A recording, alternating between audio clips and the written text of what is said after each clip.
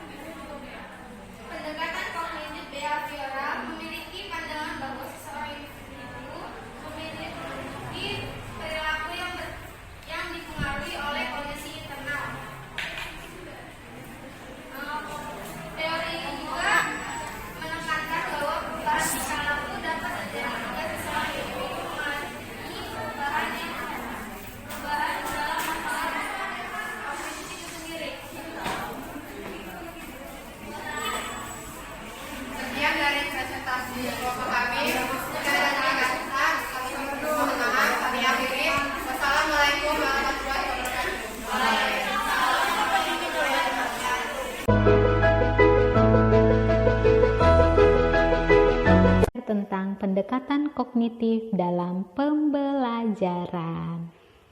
Kalau pendekatan behavior itu fokusnya ke perilaku, tapi kalau teori belajar kognitif ini fokusnya lebih kepada pemikiran. Jadi sebenarnya perilaku aja nggak cukup, kita perlu melihat kepada aspek kognitif atau pemikiran juga, sehingga yang namanya proses belajar lebih kompleks. Beberapa psikolog memandang belajar dalam istilah proses berpikir atau kognisi yang mendasarinya. Itulah yang disebut dengan teori belajar kognitif. Untuk mempelajari teori belajar kognitif ini, coba kita perhatikan orang yang sedang belajar mengendarai mobil. Mereka ini nggak sekedar duduk di balik kemudi, terus nemuin tempat kontak, atau nggak sengaja bisa nyalain mobil, terus bisa bikin mobil maju. Akhirnya dia bisa ngendarain mobil itu, lalu mendapatkan penguatan yang positif. Apakah belajar sesimpel perilaku itu? Jelas, proses belajar tidak hanya menitik beratkan pada perilaku yang kita bahas di classical conditioning atau operant conditioning. Proses belajar mengendalikan mobil harus melibatkan proses-proses yang lebih tinggi, di mana melibatkan ingatan seseorang dalam mengingat tahapan. Selain kekuatan kemampuan pikiran, orang yang belajar mengendalikan mobil juga telah mengetahui elemen dasar dari proses mengemudi. Misalnya, mereka sudah berada di posisi sebagai penumpang, jadi mereka tahu bagaimana kunci dimasukkan oleh supir, bagaimana persneling dimasukkan, dan pedal ditekan. Pada akhirnya, mobil pun bisa bergerak.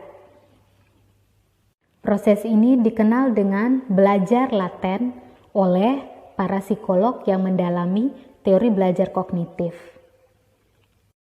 Ayo kita kenali apa yang dimaksud dengan belajar laten.